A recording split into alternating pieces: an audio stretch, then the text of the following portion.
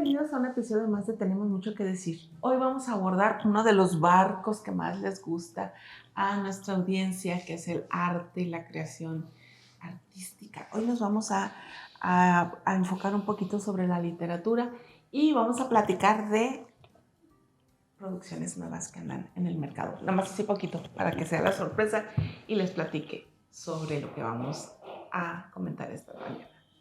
Empezamos.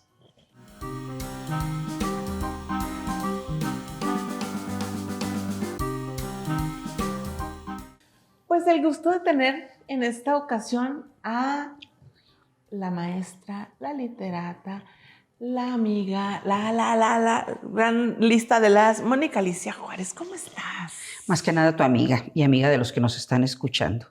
Estoy muy bien, estoy muy agradecida, me siento afortunada como me viste en el último encuentro que tuvimos, en donde siempre encuentra uno esas complicidades que necesita.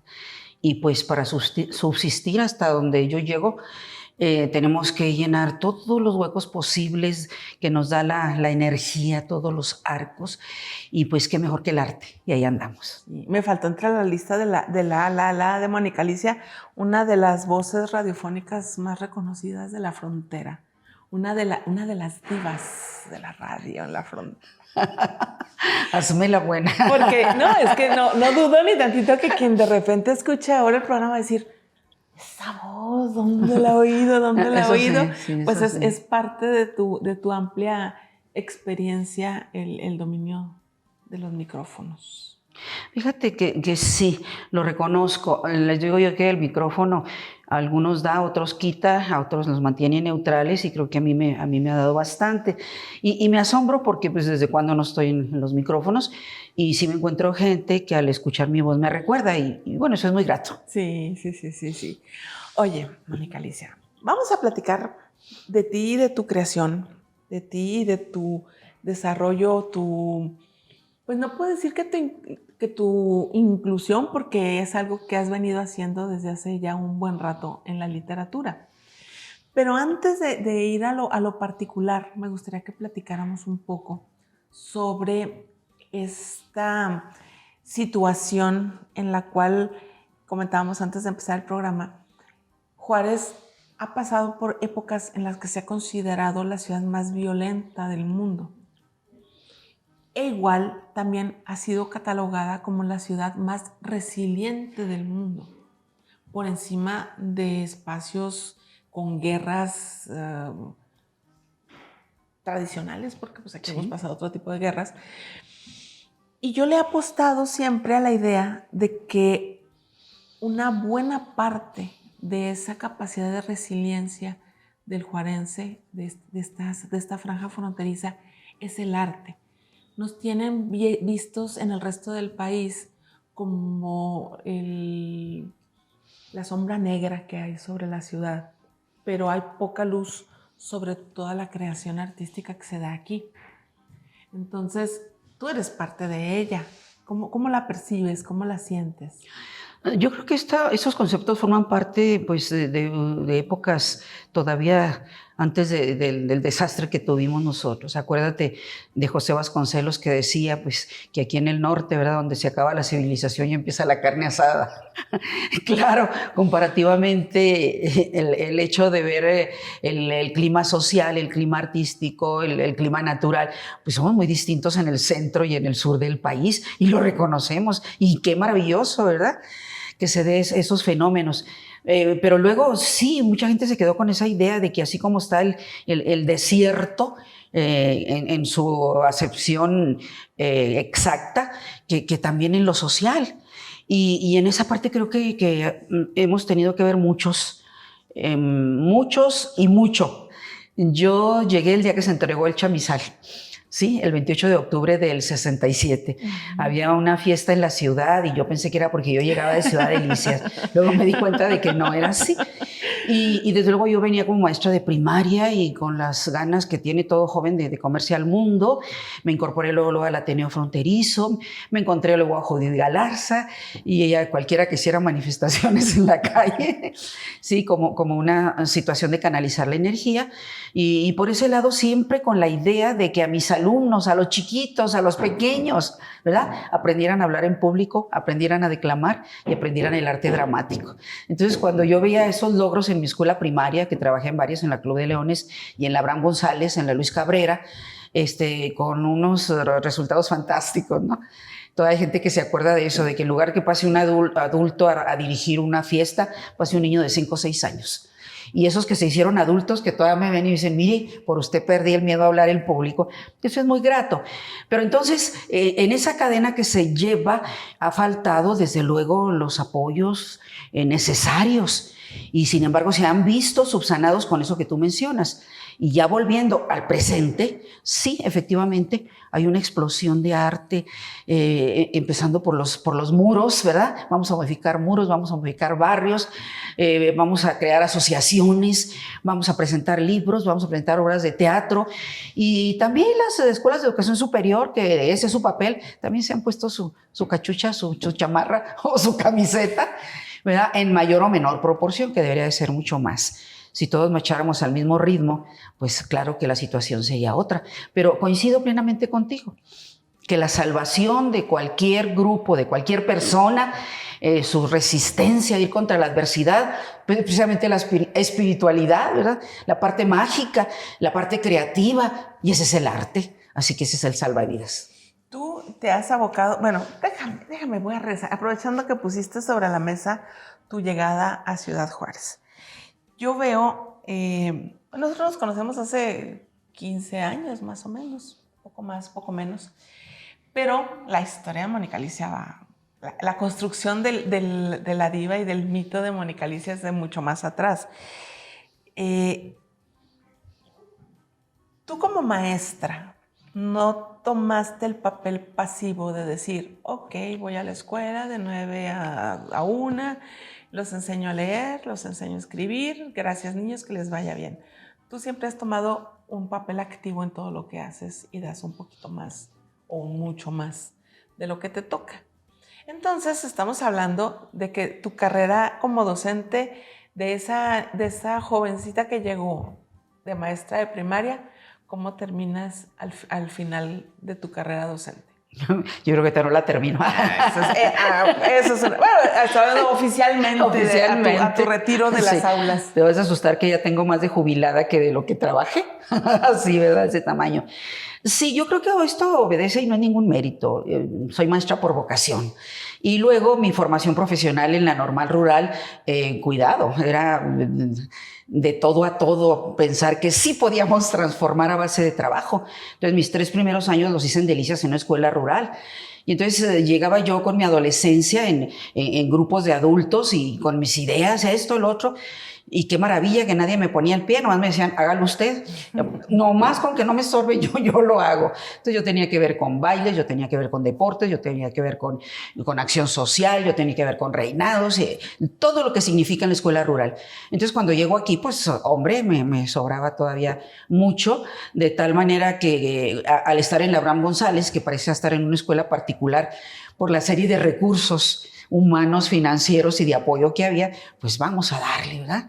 ¿Qué vamos a hacer con estos niños? Vamos a poner un rincón de lectura que todavía no había, vamos a hacerlos que lean en un grupo de 60, que todos lean 60 libros al terminar el curso, vamos a hacer con estos niños de 6º año un noticiario y vámonos al Canal 5, ¿sí? Y un grupo de poesía coral, y vamos a modificar los planes y vamos a dar clase como en secundaria. Total, una revolución, ¿verdad? Y al llegar al Cebetis, al llegar al tecnológico, pues lo mismo. Me toca ser fundadora de Caseta acá en el Valle, me toca ser fundadora del Cebetis 114 también, me toca ser fundadora de una técnica, la segunda que había, estaba ahí en las lomas de San José, quién sabe dónde, y donde llegaba pues a organizarlos con poesía coral. Ahí en el Cebetis 114, el grupo Alborada, tomamos a los muchachitos y andamos como tú, ¿verdad?, en 2 distintos espacios, buscando que la gente se contagiara de todo aquello con muy buenos resultados. Y así pasaron los años y me jubilé justamente al terminar lo que marca el reglamento. Dije, ni un día más ni un día menos. Si no, usted todavía puede. Sí, pero no quiero dar en lugar de dar lectura de redacción y ir a dar lástima. Mejor me encamino por otro lado. Y ese síndrome del jubilado pues no me dio, ¿verdad? Yo termino en el tecnológico un lunes, un viernes, y un lunes ya estoy en la radio de tiempo completo. Y así me llevo otros tantos años. Pero vaya, la jubilación de la docencia hizo que yo tuviese una carrera tan agitada que estuve desde primer año de primaria hasta en el tecnológico orientarlos para la tesis, o sea, el último grado de profesional en el tecnológico. Entonces recorrí toda la gama, ¿verdad? Toda la primaria, la secundaria. Un alumno pudo haber sido tuyo durante 20 años. Sí, pero no, pobrecito. Yo era enemiga de... Termina quinto, termina sexta de primaria, llega primero de secundaria y otra vez la maestra. Pobrecito, yo era enemiga de que repitiera los grupos. Sí, mucho de primero a segundo año, ¿verdad? Y di que te fue bien y que vámonos. Y luego esos chiquillos de primero y segundo, al profesor de tercero que les tocaba, querían que llevara el mismo ritmo de trabajo que yo les había dado. Entonces, cuando tú puedes hacer con niños de la escuela rural entre 5 a 7 años con tantas necesidades, puedes hacer que trabajen en equipo y en autogobierno. Bueno, de ahí para allá lo que quieras. Pero la máxima satisfacción de todo ese recorrido que te digo es cuando se te arrancan leyendo, cuando se te arrancan los niños con cierta dificultad para la lectoescritura. Ahí sí es así una emoción. Pues no sé, a veces a lo mejor les diste alguna nalgada, no sé. Todavía te tocó esa, no sé qué se usaba. Esa época de permisidad. Que si me tocaba, llegaban los padres de familia y te entregaban al niño. Haga lo que quiera con él. Y aquí está la vara, porque si no quiere, porfa. Decía mi abuelita, se lo dejo con todo y pompis. Sí, cuidado, y cuidado se fueran a quejar de que el maestro esto o lo otro. Venían. ¿Cómo ha cambiado esa capacidad de liderazgo de los maestros con las limitantes que ahora, pues es que limitantes sería como una percepción negativa? Con todos los cambios del sistema educacional, les dificulta mucho el trabajo a los maestros ahora, ¿no? Pues sí, pero como dice la canción, cambia, todo cambia. No solamente los profesores, los párrocos, las enfermeras, los médicos, todo mundo, toda esa serie de grupos de profesionales que tenían un lugar en donde casi los ponías como dioses, ¿verdad? Y les dabas respeto y demás. Bueno, pues se acaba, ¿verdad? Finalmente que ya no sea uno ni apóstol, pero ni mercenario, que sea uno simplemente profesional de la educación, un facilitador, un guía. Porque a los alumnos, desde el más chiquito, debes de ser eso, el pedagogo, esa es la raíz, ¿verdad? Guiar al niño, paida y bogo, conducir al niño, conducir al joven, y que rinda todo lo que tiene que rendir. Y bien, dentro de esos cambios, lo positivo y lo negativo, pues ver que el profesional tiene que actualizarse y ambientarse, adaptarse y seguir con ese ritmo de trabajo. Yo digo que mientras cada quien haga lo que le toca, que tenga ética, que tenga vergüenza de que cada centavo que te pagan lo desquitas, vamos. Y la importancia de que aquello a lo que te dediques sea tu pasión. También. Como dijiste al principio, es que a mí me gusta, yo tenía vocación por enseñar. Y ahora de repente los sistemas educativos retrasan tanto el momento de elegir a qué se van a dedicar los muchachos, que a veces yo me acuerdo que a veces uno decía en primaria, ya sabía uno lo que quería estudiar. Yo de haber dicho que quería estudiar, que sería como desde cuarto año de primaria. Y yo a veces platico con chicos que están saliendo ya a la preparatoria y no saben a dónde van a dirigir sus pasos. Pero cuando uno le encuentra la pasión en lo que hace, pasa lo que pasa con esto. Bueno, yo tenía muchas pasiones, te he contado en otras ocasiones que yo quería ser rumbera también, quería ser artista, me hubiera gustado de niña, ya de grande no, de niña haber sido estrella infantil, y así, estrella, 2, 3 peliculillas por ahí mientras creces, por ejemplo, La Tucita o La Chachita antes de que crecieran, ¿verdad? Y ya. Pero lo vas a hacer después, luego les platico. Oye, entonces, cuando te retiras de la docencia es cuando tomas el micrófono, y eso te lleva ¿cuántos años? Fíjate que no fue exactamente eso. Yo estoy en el tecnológico y yo tenía licencia de locución mucho más Yo había incursionado en esto desde que tenía 20 y tantos años. Cuando era una profesión y te tenías que preparar para Y hacer cuando te locutor. preparabas y que Ajá. sacabas tu licencia, y sí hice la incursión en comerciales y no tenía tiempo de hacer cabina, ¿verdad? Porque yo estaba ocupada en la docencia. Y entonces guardé la licencia y ahí se quedó. Y entonces 5 años antes de jubilarme hubo la oportunidad y el proyecto de que entrara con un programa de noticias, comentarios y guaraguara. Dije, sí, sí quiero. Entonces 5 años estuve alternando lo de la radio por la noche y la docencia por el día. Entonces, en cuanto dejo la docencia, me voy de tiempo completo. Pues tiempo completo es un decir, porque en la radio nunca vas a trabajar las 8 horas diarias, ni mucho menos, salvo en algunas situaciones excepcionales. Pero ya dedicarme más de lleno a la radiodifusión, que fue muy grato, fíjate. Siempre me dejaban la rienda suelta, como dicen por ahí, en cuanto a la expresión se refiere. Y eso pues yo creo que te lo ganas, ¿no? Sí, claro. Yo creo que te lo ganas en el sentido de que cuando hablas, criticas, dices las cosas, es porque ante todo tratas de ser congruente y ya, nada más. De que no digas una cosa hoy. Sí puedes cambiar de opinión, ¿por qué no?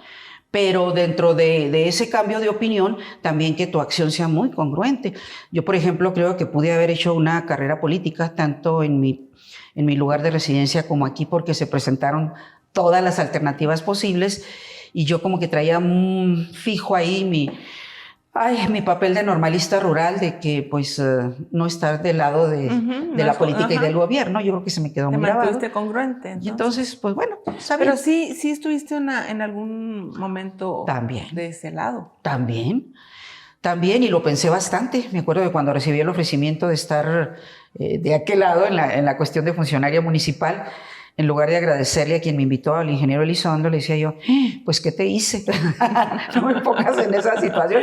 Y lo único que me hizo aceptar fue decir, sí, tengo que ser congruente ahora desde otro aspecto. Siempre luchando porque la mujer ocupe el lugar que le toca. Y cuando te ofrecen algo que vale la pena, ay, no puedo, no quiero, no sé si puedo, sé que no quiero, pero ahí voy, porque entonces, ¿de qué estamos hablando? Entonces estuviste al frente de la cultura en el municipio. Sí, y fue también muy grato, de muchas altas y bajas, pero creo que fue una buena incursión en ese aspecto y tratar precisamente de poner a disposición los poquitos recursos que había, porque fue la primera dirección.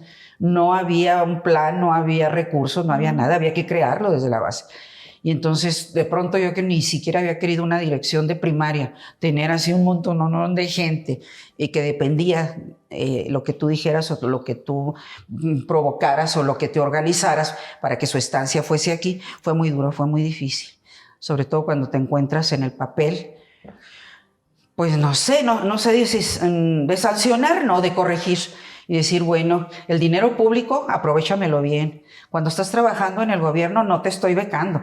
Vienes a trabajar, ¿verdad? Y vamos a ayudarnos, vamos a estar al máximo, pero el tiempo que se te paga con dinero público, lo quiero aquí, en el ejercicio de lo que estamos haciendo. Y esa a veces la divergencia con algunas personas que piensan que cuando ya llegaron a trabajar al gobierno, ¡ay! ¡Viva! Oye, y también estar del otro lado, porque de este lado es la queja de decir, es que no hay apoyos, es que no hay programas, es que... Y cuando estás del otro lado dices, ¡ay, sí hay, pero es que no ajusta para todos! Porque sí hay programas.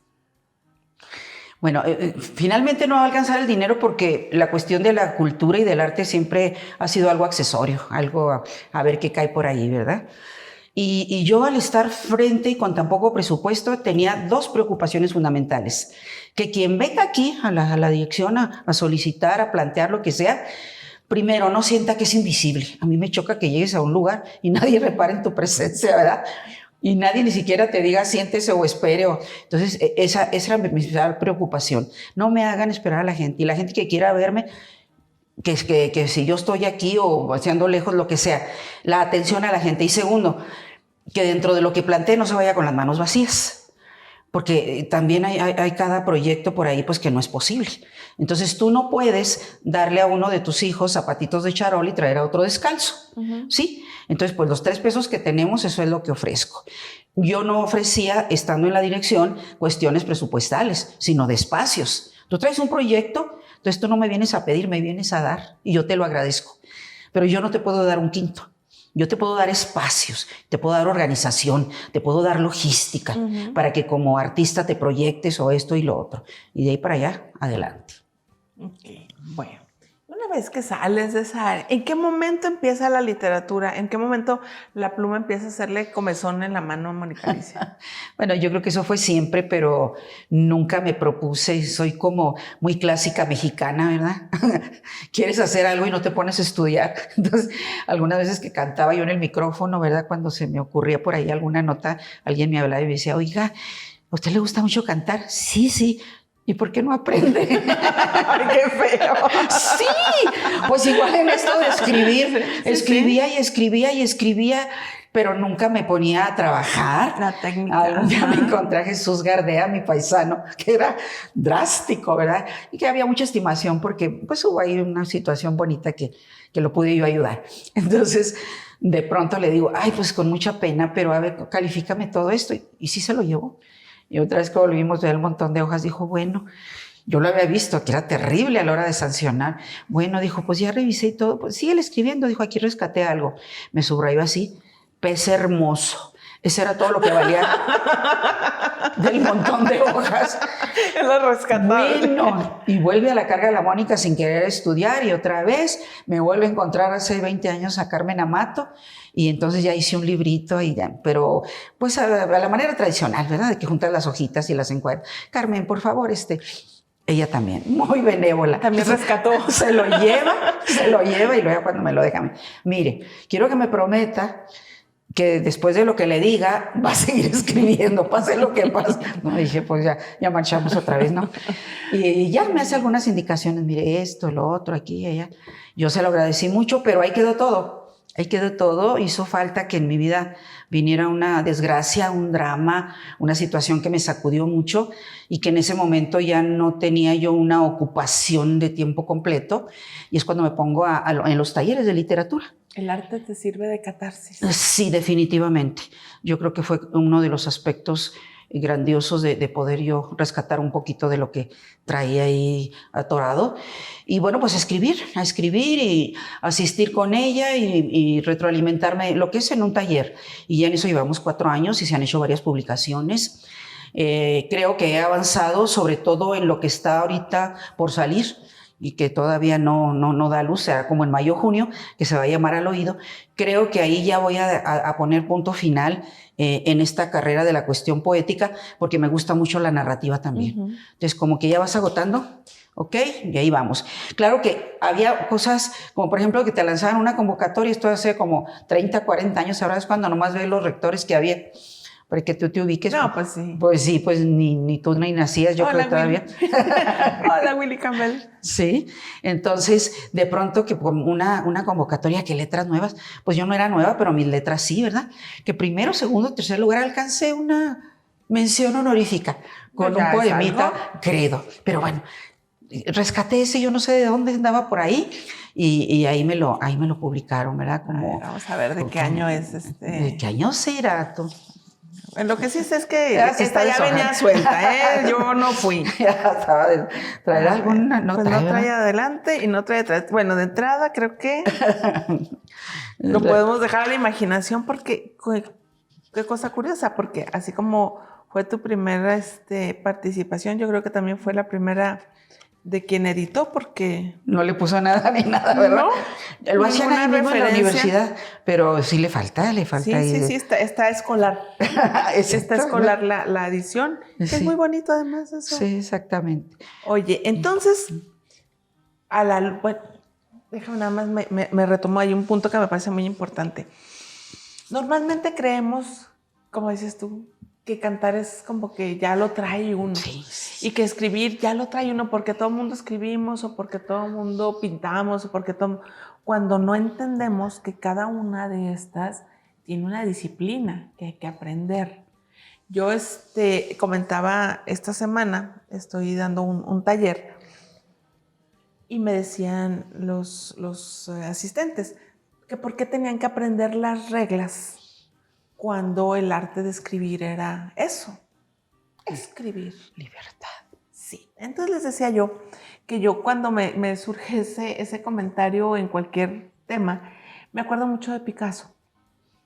Picasso decía que tienes que aprender las normas como un profesional para después romperlas como un artista. Así es. No puedes convertirte en el creador original, creativo, aunque sea reiterativo, si no has aprendido los cómo, los por qué, los que sí, por qué sí, los que no, por qué no. Y entonces reestructurar y convertirte en alguien que haga algo diferente. Entonces, la importancia de la academia en todos los sentidos, de la práctica en todos los sentidos. Claro, claro, y a veces es muy difícil. En esta última etapa con Carmen nos remitimos a eso. Señores, vamos a lo tradicional y vamos a versificar y la rima y contar las sílabas y que esto se llama así y que esto se llama así y vamos a escribir como eso y vamos a ver por qué.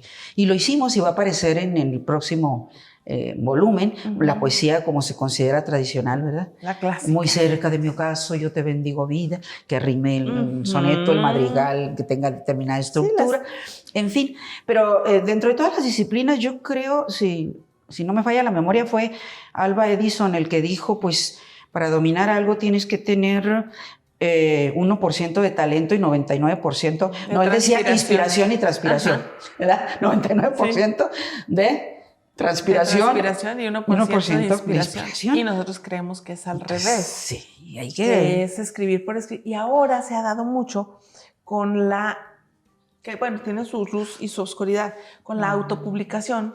Pues ahora cualquier persona pues escribe y publica lo que quiera. Sí, porque ya no pasas por un consejo editorial, no te ni una que selección, esperar ni nada. Exactamente, a no tener un editor. A que te lo ayuden a financiarlo, a que te lo distribuyan.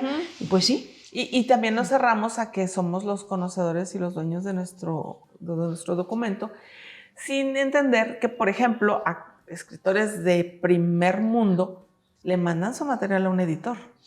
O sea, Gabriel García Márquez no llegaban sus manuscritos a la imprenta. Pasaban por las manos de un editor que le decía, esto sí, esto no, aquí te estás repitiendo, aquí está faltando, aquí está sobrando. Y de pronto se siente bien feo que te digan eso, pero pues el hermoso pececito que está encerrado, pues en base a eso tienes que corregir y mejorar. Claro. Mira, todo tiene su pro y tiene su contra. Porque si bien es cierto, ibas a esperar a todas esas situaciones, pues difícilmente ibas a publicar. Sí. Y luego yo te digo y le digo al público, sobre todo en un país como el nuestro, en que no hay un índice de lectores elevado, ¿quién vive de publicar? Esa es ¿Quién? Otra historia. Entonces, bueno, digo, tiene su lado amable el decir, pues yo tengo 3 pesos y me los quiero gastar.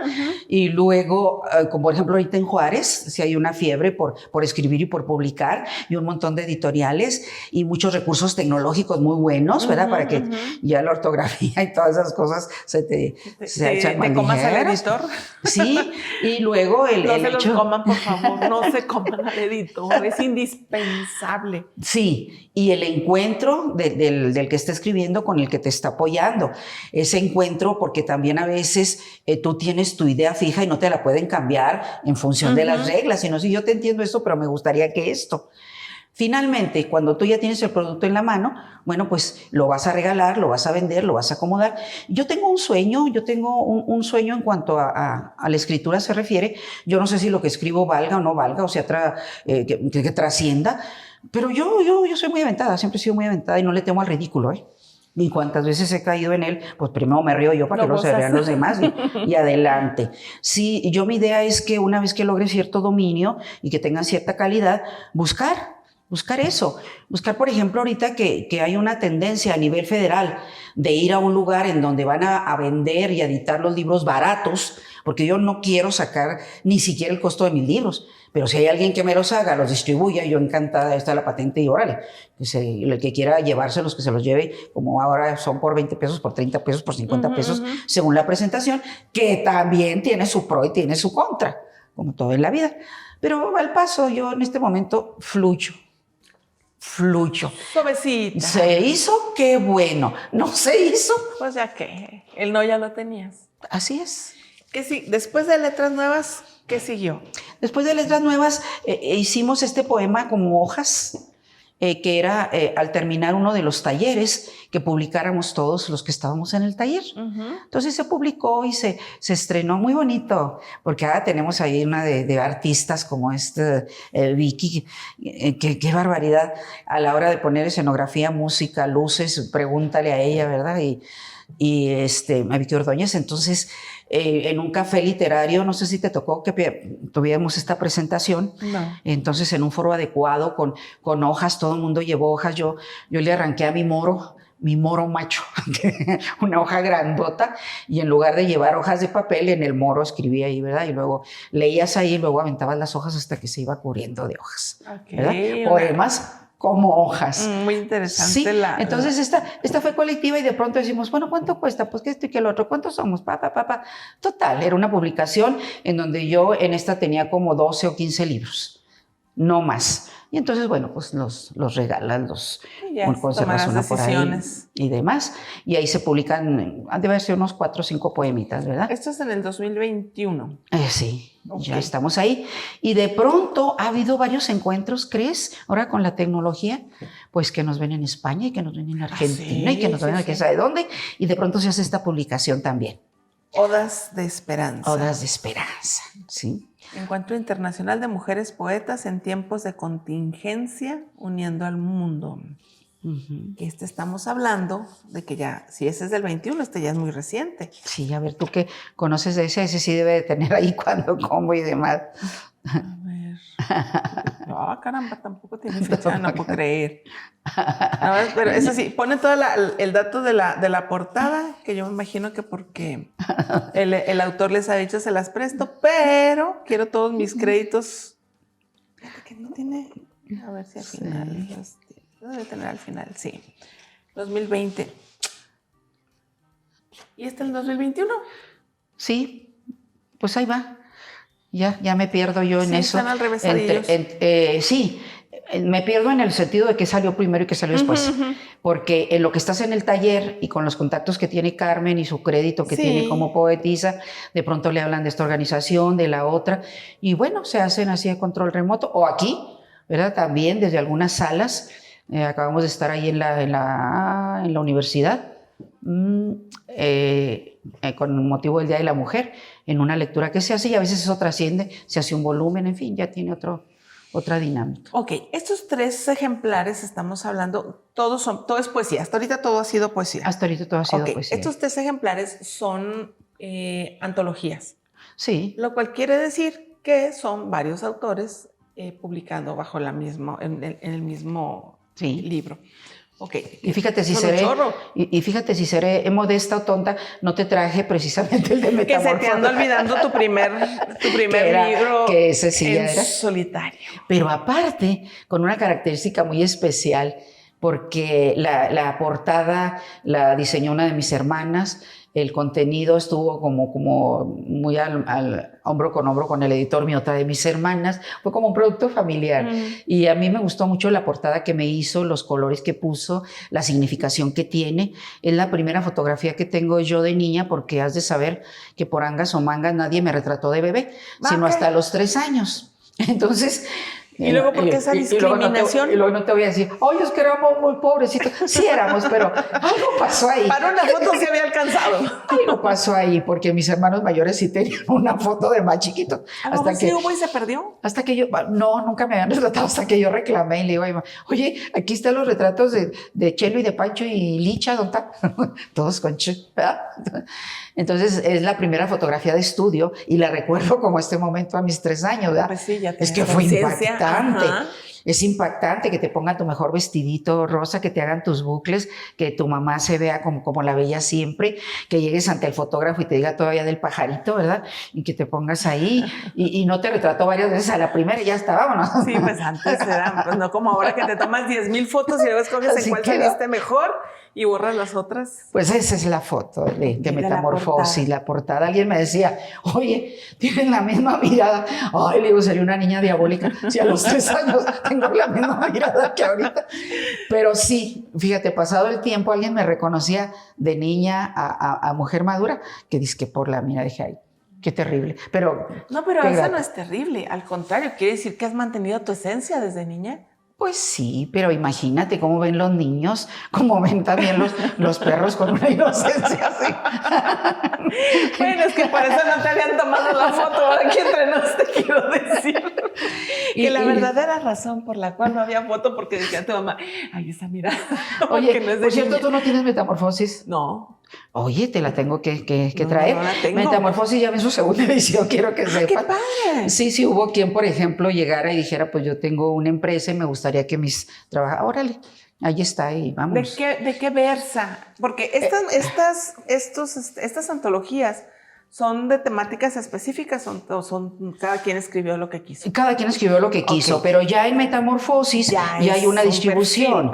Yo soy una mujer de protesta acérrima, entonces lo que proyecto allí y ya lo pongo en capítulos, lo que tiene que ver con la sociedad, lo que tiene que ver con nuestra ciudad, obviamente, con todo lo que pasamos, con nuestras muertas, con nuestra etapa difícil. Bueno, toda etapa es difícil, pero donde anduvimos al frente de todas estas manifestaciones, lo romántico también, lo pedagógico, y lo que te imaginas, y el primer amor y el último amor y los que vengan. Entonces es la metamorfosis de Mónica Alicia. Esa es la metamorfosis, sí, esa es la idea de todo lo que se dio ahí.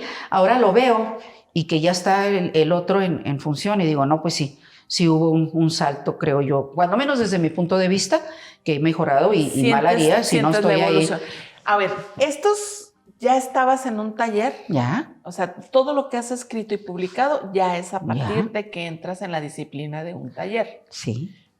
Pero esa disciplina del taller, con el tiempo y con la práctica, sí se nota cuando tomas un texto tu texto de letras nuevas a tus textos actuales, sí ves que valió la pena. Sí, así es. Y bueno, yo creo que la retroalimentación ha sido tan grata porque en muchos talleres tenías la idea de que te despellejaran, ¿verdad? De que te azotaran. Sí, de que con, ¿cómo decían aquello? Con sangre la letra entra. Sí. Y yo no soy partícipe de eso. Puedo ser muy crítica, pero no tengo por qué herirte. Y por lo mismo no quiero que me hieras. Entonces, en el tipo de taller en el que estábamos, sí se podía no corregir, sino opinar el trabajo de los demás. Y entonces ser muy cautos en ese aspecto, ¿verdad? Si tú lees tu composición, yo te estoy escuchando y más que viéndote, hago mis anotaciones. Cuando viene la ronda, yo en lugar de decirte esto está mal o esto está bien, te diría, bueno, yo en lugar de lo que tú dijiste allí, yo lo pondría así. Lo rescatable de tu poema es pescado bonito. Yo lo pondría así, pero claro, y nuestra directora, Carmen, nos ponía el ejemplo en cuanto a dar las sugerencias, ahí sí puedes hacer las correcciones, ¿verdad? De esto, de lo otro, pero siempre decir, usted es el último que decide porque esa es su obra, haga lo que tiene que hacer. Eso es importante también, el dejar clara la diferencia entre un curso y un taller.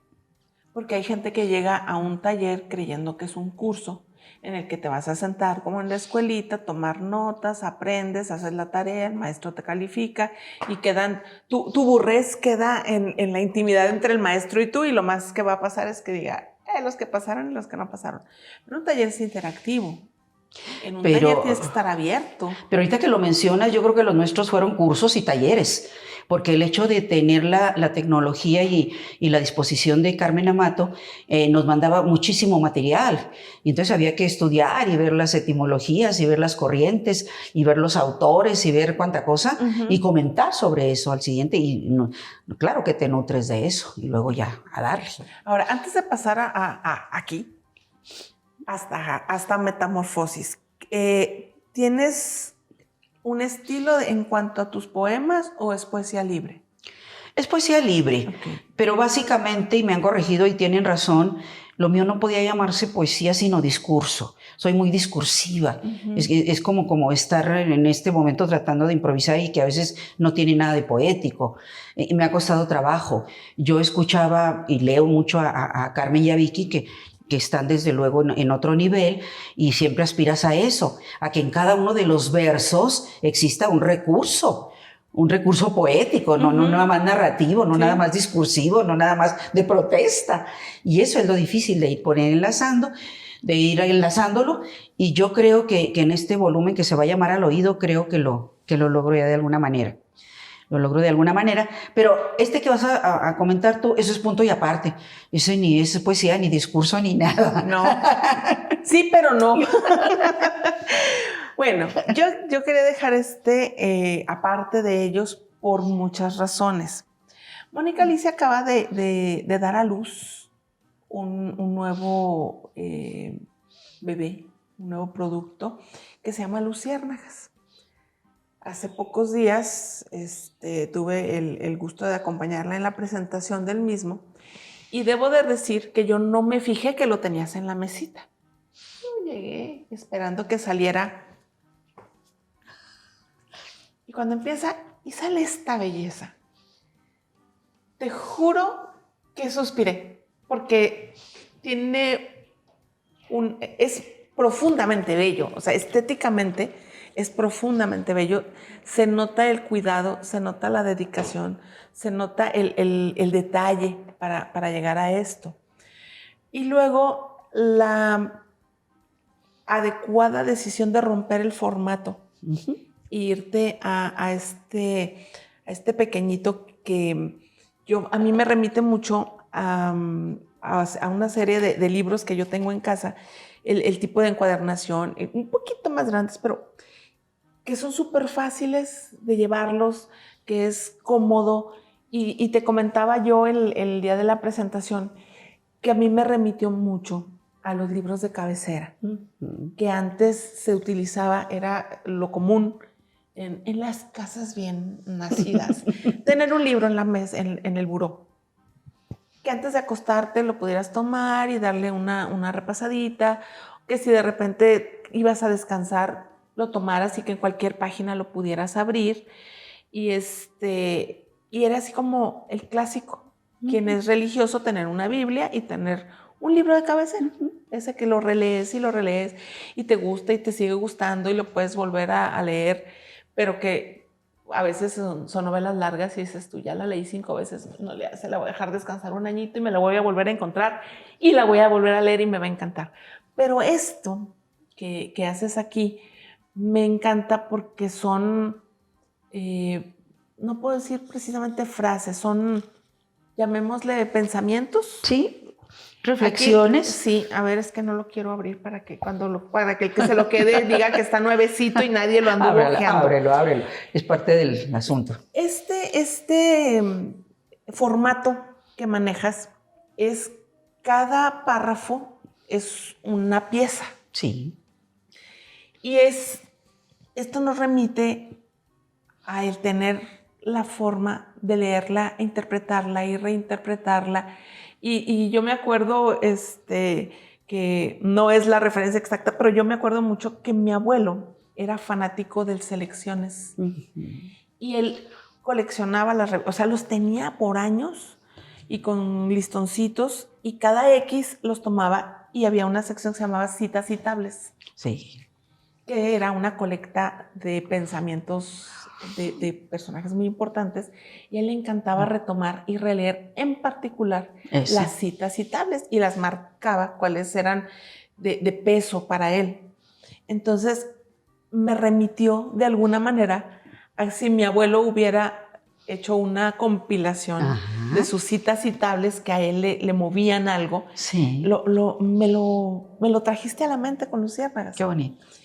Y hicieron una presentación en la cual, teniendo voces maravillosas entre quien estaba al frente, pasaron el libro para que fuera el público quien leyera una de estas sentencias que tú manejas aquí, que también fue una presentación muy original en ese sentido. Ahora, yo aquí siento una catarsis. Aquí es lo que he leído de ti. No he tenido el gusto de leer el resto de tu obra, pero yo aquí, conociéndote, cada palabra eres tú.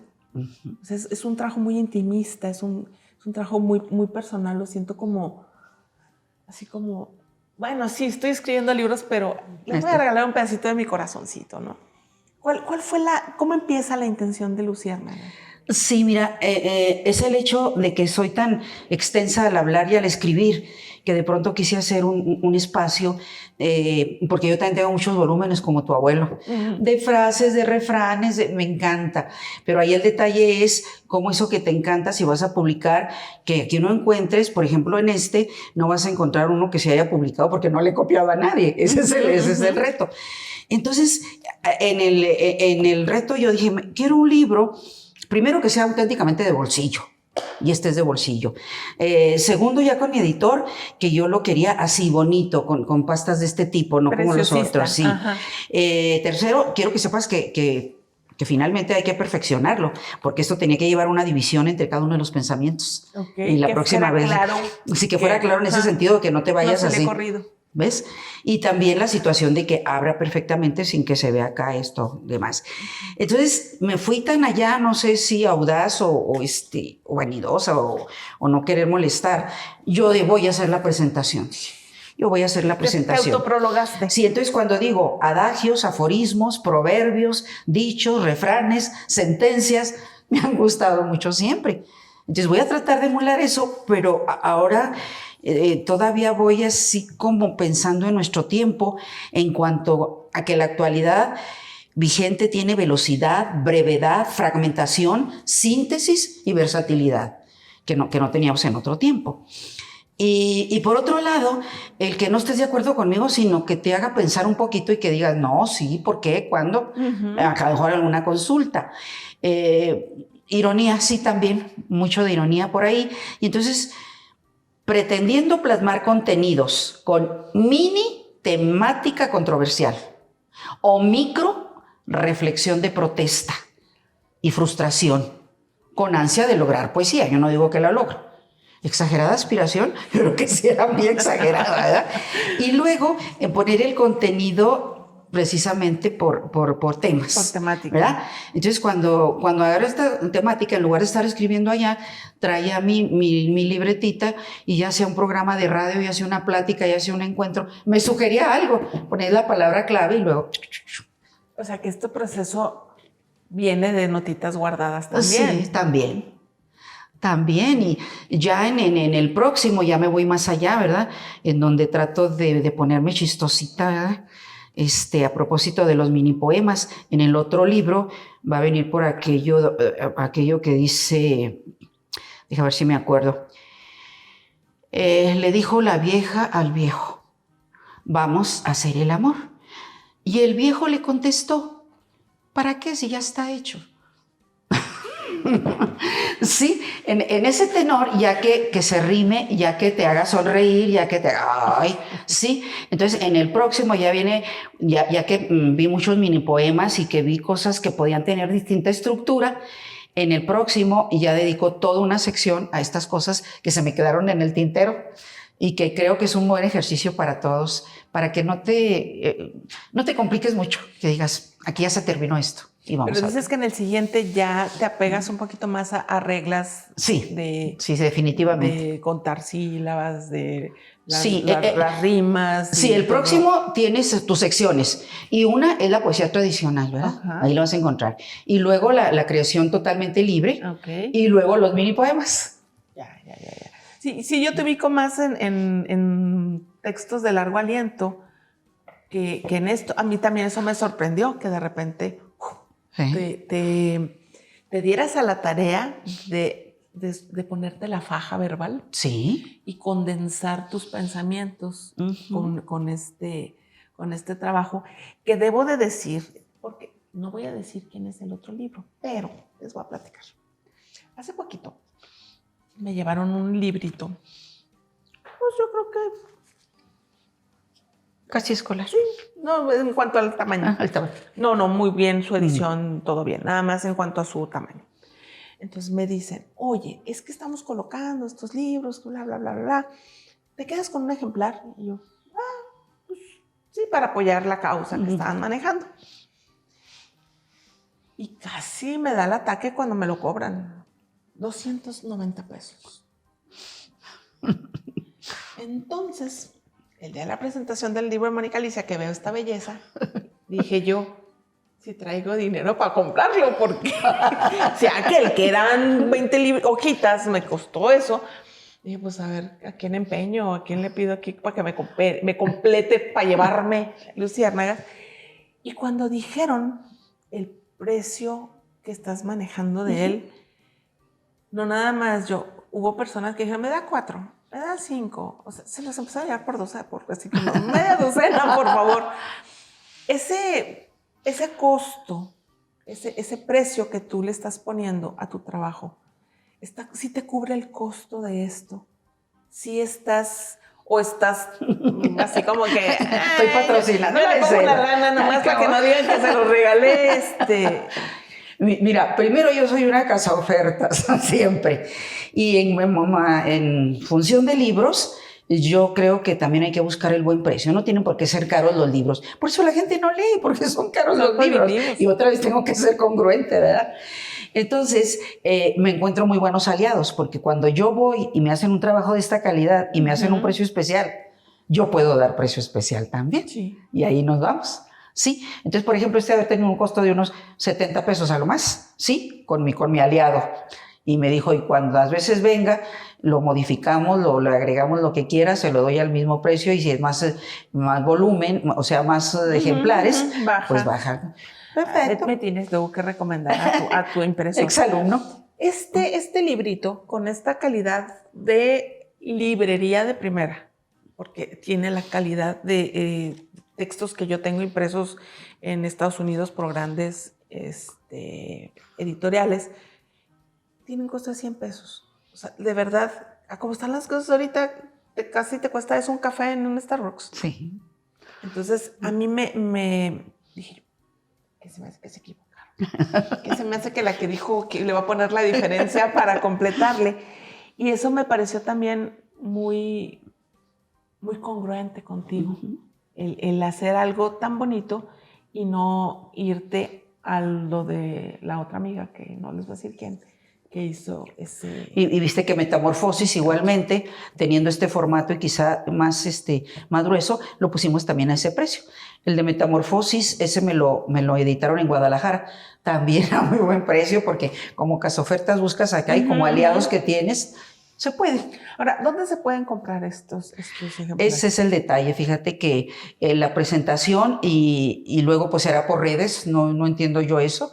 Los invitaré a mi casa, no sé, no. Vas a poner una mesita en la cochera. Yo soy el tianguis cultural del sábado. Pero no por el mercadeo, ya cuando llego ahí ya no. Ok. Y entonces ahorita, en la pequeña edición que saqué, casi se agotó y tengo una reunión de exalumnas. Tengo una reunión de las que salieron conmigo en la normal hace más de 50 años y siempre les llevo libros. Pero quiero sacar otros 50 y entonces en las redes decir a quién le interesa a Luciérnagas y en un momento dado llevárselos, entregárselos, ver un punto de reunión. Si eres mi aliada, pues también podemos hacer eso. Que alguien diga, oye, porque tú vas a muchos lugares, tienes reuniones, en fin, algo que se te ocurra por ahí. De que podamos compartir. Pues en un momento dado, si les interesan, ahí nos dejan un mensajito y nosotros les mandamos el dato a quien corresponda para que se comercialice. Ok, ahora, quiero retomar un poquito tus procesos creativos. Dices que, por ejemplo, algo como esto, pues en el día vas tomando, porque ya vi que somos del mismo equipo, a escribir a mano. Sí. Porque aunque está la computadora, nada equivale al placer de escribir sobre papel y con tinta. Pero, normalmente, ¿cuál es tu proceso creativo? Sí, yo creo que son diferentes momentos. Lo hice así. El siguiente me vi envuelta en una dinámica de disciplina que dije yo, caray, ya no me estaba interesando ver ni el programa de televisión, ni el editorial del periódico, ni lo que acostumbro a diario pues estar informada, sino que en cuanto abría los ojitos, lo que estaba escribiendo ya se estaba convirtiendo así casi en una obsesión, ¿verdad? Y entonces duro, ¿verdad? Y ahí está mi compañero de vida que lo atestigua y que así fue. Y de pronto tratas de que lo cotidiano siga siendo así, pero es increíble cómo así con el espacio, con el silencio, bueno, en silencio no, porque siempre pongo la música, pongo la radio, pongo no sé qué, algo que se esté oyendo, y te puedes pasar 3, 4 horas duro y duro y duro y duro. Pero al siguiente día vas a rehacer mucho de eso es lo terrible. Sin embargo, llega un momento en que dices, ahora sí, me gusta como quedó, a lo mejor a otros no, pero me gusta como quedó. Me estoy preparando para que en la próxima sesión de talleres aceptar la crítica de mis compañeros, ¿verdad? Y a partir de ahí decir, usted opina esto y esto y esto, pero yo opino esto otro. Pues sí, ya lo que ustedes digan, pero pues no, porque es como yo quiera. Entonces hubo alguno que me gustó mucho porque me acordé cuando la radio me conquistó. Entonces yo era una niña pobrecita que no tenía radio. Entonces cuando vas caminando de la escuela a tu casa, hay gente que sí tiene radio. Entonces escuchabas. Si yo de pronto coincidía con el horario, un señor que tenía un programa que se llamaba Mi Carnet Social, con Juan Subía en Chihuahua, XCBU, sí, efectivamente. Y luego ponía un tema de Tchaikovsky. Y me quedaba yo, ¿qué es eso, verdad?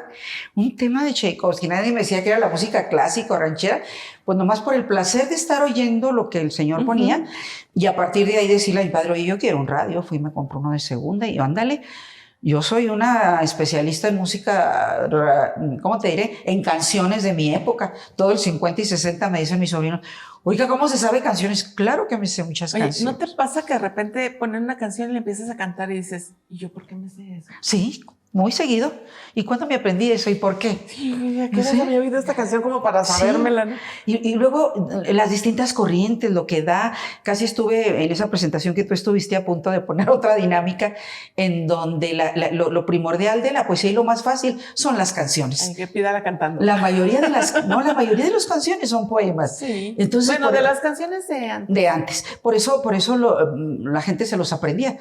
Si, por ejemplo, yo te digo, aunque tú eres muy joven, si yo te digo, siempre que te pregunto que cómo, cuándo y dónde, tú siempre me respondes. Quizá.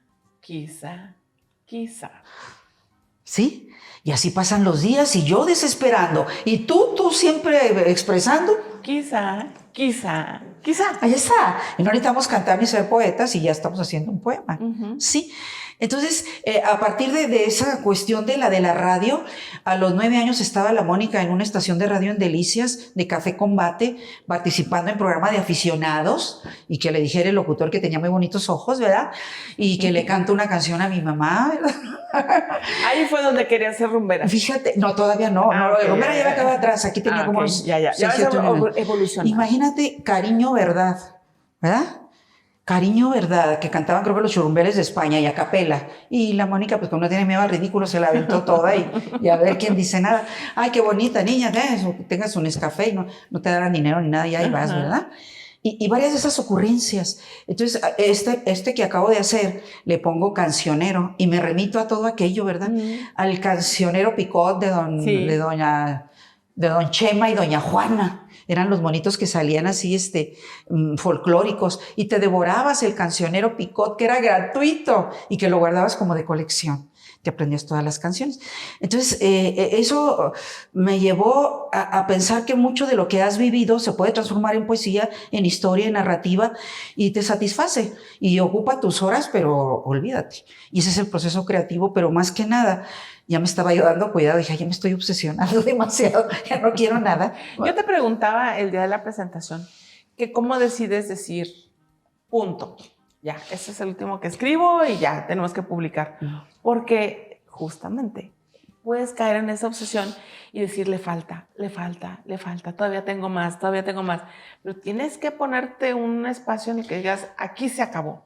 Sí, ¿en qué momento dices tú, nace Luciérnagas, con lo que tengo, escojo y ya? Sí, porque finalmente está el espíritu crítico y la cuestión didáctica de mis antecedentes. Entonces siempre hay un momento en que digo, hasta aquí, ya no más, ¿por qué? Porque ya quedó como yo quería. Nada, simplemente esa es la razón. Y entonces lo que procuro es no volver a tocarlo. Y ya te sigues con otro nuevo y... Lo dejas ahí guardadito, sí, a que respire, se queda, y luego lo otro. Pero cuando ya te convenciste, difícilmente cuando lo retomas, dices, ya lo voy a volver a cambiar. No.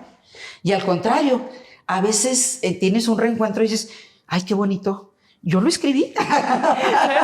A mí me ha pasado con el Facebook que tiene la maravilla que después de 10,000 años te recuerda algo que escribiste 1 año, 2, 3, 4, 5 atrás, que de repente me avientan los recuerdos y lo leo y digo, ay, oye, qué bonito esto, ¿quién lo escribió? Ay, fui yo. Fui yo. Sí. Te lo olvidas, o sea, Sí. de repente lo olvidas. Y cuando lo reencuentras y te lo enfrentas, dices, ¡ma! Y qué bueno que sea así, porque yo en algunos editoriales, porque también escribí para El Tiempo y para El Heraldo. Entonces, cuando en mis principios el feminismo, como yo lo entendía, publicaba ahí.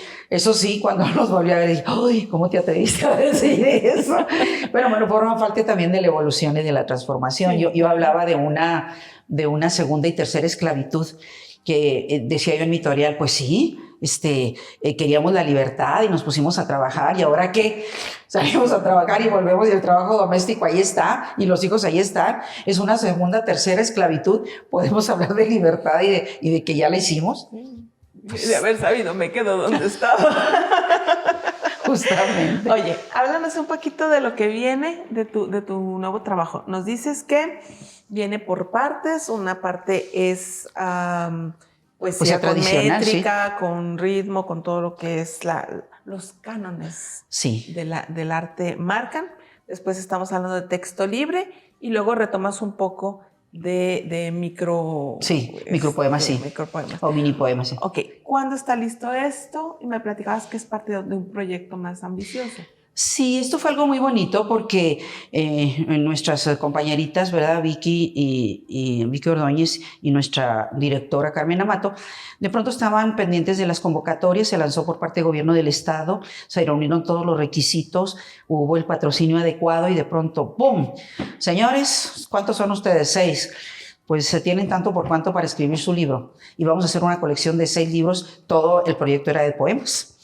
Sí, y entonces estamos en ese proceso que ya se hizo la fotografía, ya se hizo el trabajo editorial, todo. ¿Es el de LK de este año? Sí. Ok, entonces lo terminan en mayo. Sí. Entonces ya es cosa de nada.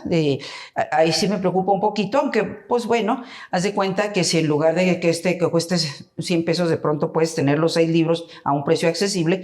Y si no, cuando menos entre los 6 que estamos ahí nos vamos a intercambiar y todos nos llevamos la colección, porque sí vale la pena, es mucho el esfuerzo, mucho el trabajo.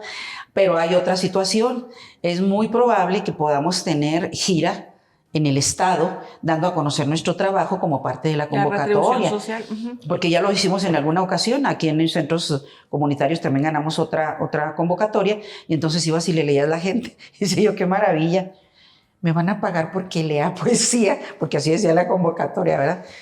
Y ahí lo que haces es intercambiar en ese centro comunitario, tú que me pagaron por esto, pero yo te compro el collarcito y todo el librito que hiciste acá, y ahí vamos a mano todos. Ah, bien. Y después de ese compendio, de esa mini enciclopedia de 6 tomos de poesía, ¿qué sigue, Mónica?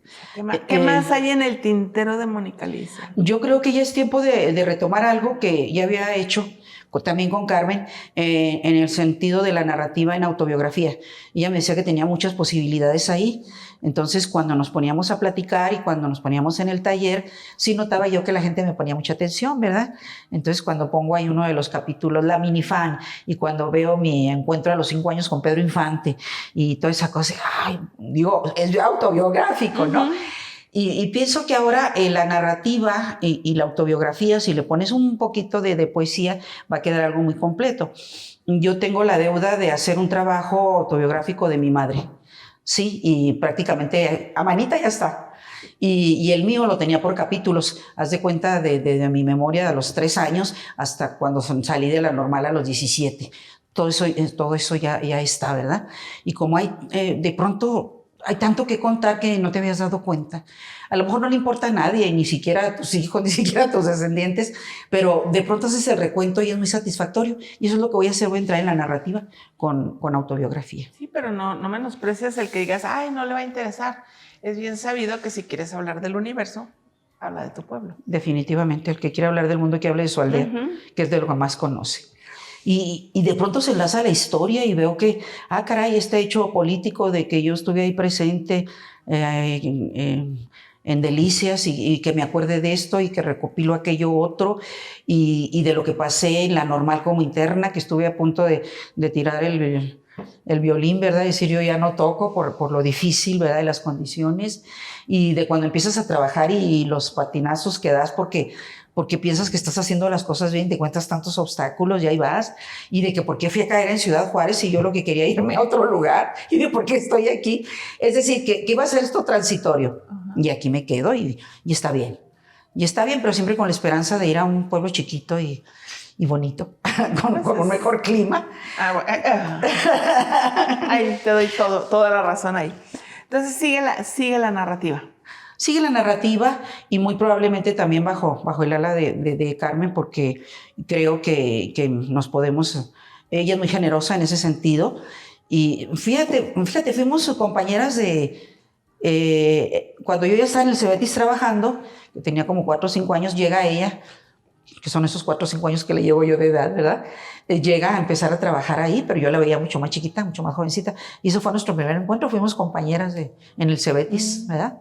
Y entonces la Mónica andaba armando ahí en grande la situación de que no estaba bien la dirección, de que no estaba bien aquello, y armarlo, ¿verdad? Los que transgresores, los que andan acá. Y yo platicaba mucho con ella, pero no, ella no la tenía yo dentro del grupo de los acá, ¿verdad? Porque para que no peligrara, pues, nada más los que quisieran. Y de pronto esa amistad que teníamos resultó que trabajó 2, 3 semestres tan bonito, con tanta campaña, y me la cortaron, me la sesgaron, me dijeron ya no, por el hecho de que platicaba bastante conmigo y yo traía una revolución ahí a propósito de que no estaba bien la dirección. De daño colateral. Fue un daño colateral. Y armamos todo, ¿verdad? Que esto, que el otro, ya estaba todo dispuesto para un movimiento grande, nos vemos ahí mismo en el tal día, tal hora, ¿y qué crees? Éramos como 10 los revolucionarios, que nomás llegó la Mónica. Nomás llegó la Mónica. Entonces, caray, bueno, pues esto ya no se dio. ¿Por qué? Pues que la gente te está diciendo que por las razones que sean, ya no entran en eso. Ok, yo tenía la posibilidad de irme a trabajar al tecnológico. Ni siquiera acabé el semestre ahí, ¿verdad? Sino que les dije, muy bien, no se pudo hacer esta transformación, ya me es imposible quedarme aquí puesto que yo no voy con todo lo que está pasando aquí. Y me caen gordos mis compañeros rajones, ya me voy. Y ya me voy, muchachos, que les vaya bien. Me voy pues de mil amores al tecnológico otra vez. Pasaron 5 años para que ya estando en la radio fuera nuevamente los revolucionarios a decir, queremos sacar a este tipo de la dirección. ¿Verdad? Miren, se podrían haber ahorrado 5 años, pero todo tiene su tiempo, todo tiene su razón. Sí, cada quien carga y goza de lo que siembra, ¿no? Mónica, para cerrar, me encantaría si nos regalas un poco de tu lectura. Te lo iba a pedir. Con tu voz y con tu ojo de que yo ya sé cuál es el que me gusta y cuál es el que más me mueve, porque el agarrarlo y abrirlo donde quiera, pues es una buena práctica, pero tú que lo conoces. Me gusta esto donde hay de chile de dulce y de manteca, dice algo más, después de que acá el sufrimiento y cuánta cosa, ¿verdad? Para no ponernos tristes. Folclor salpica con alegre ritmo de sones, jarabes, redobas, polcas y jaranas que simbran a la patria iluminando el gris de su atonía. Sí. Ofrenda generosa del pasado, baúl de valiosas experiencias para ser conservadas o destruidas por el óxido del olvido. Eso me refiero a la obra artística. Artistas cultivan sus talentos con proeza de creación y alimentar, lo merezcan o no, las almas de sus coterráneos. Inmensidad de recuerdos, represiones, anhelos, emociones y deseos modelando cada noche el mundo de los sueños. Gritó pidiendo ayuda y la encontró cuando extendió su mano, brindando a otro que suplicó lo mismo con urgencia. Pues yo repito lo que dije en ese momento. Es un libro para leer y releer y releer. Y cada vez que se lee, puedes concluir cosas diferentes de cada una de tus sentencias. Muchas gracias, Mónica Alicia, por acompañarnos, por estar, por ser y por seguir creando. Adelante y pese a todo.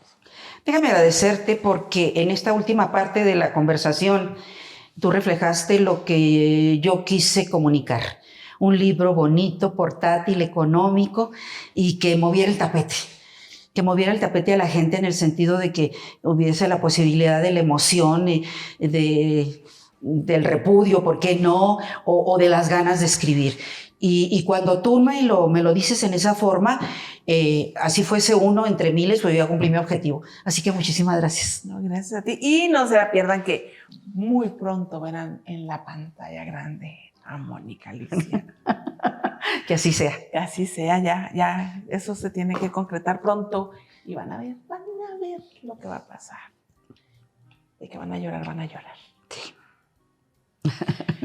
Pues muchas gracias nuevamente. Y yo soy Verónica Palafox, les agradezco mucho el placer de su compañía. Espero que hayan disfrutado tanto este episodio como yo y que nos apoyen compartiéndolo y dándolo a conocer a otras personas que de seguro lo van a disfrutar igual. Búsquenos en todas nuestras redes sociales. Estamos en Facebook, en TikTok, en Instagram, en YouTube, en nuestra página www.y-tenemos-mucho-que-decir.wordpress.com. Y mire, usted póngale en Google nada más Verónica Palafox o póngale Tenemos Mucho que Decir y de que le aparecemos, se lo aseguro. Y si usted tiene ganas de llevarse mándenos un mensajito y le ponemos en contacto para que puedan adquirirlo. Si están en Ciudad Juárez, pues ya les ofrecieron ahí punto intermedio, como las nenis que andan vendiendo sus cosillas. Y en un momento dado, pues a lo mejor en el porte de correo se los pueden hacer llegar a cualquier parte en donde usted se encuentre. Muchas gracias a Fundación Alas por permitirnos el uso de las instalaciones de esta hermosa Rideto. Nos vemos en la próxima. Gracias.